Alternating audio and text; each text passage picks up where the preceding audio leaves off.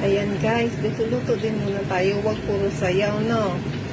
Nagluto ako ng dinner namin. Threesome para sa kanilang.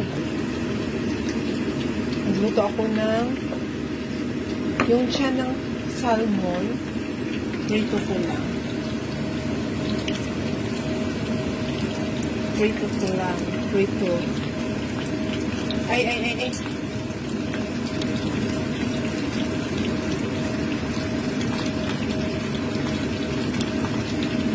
Malapit ng masunog.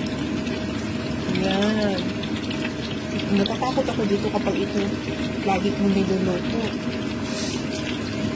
Ang sakit sa balat kapag natasikan ko ng kanyang mantika.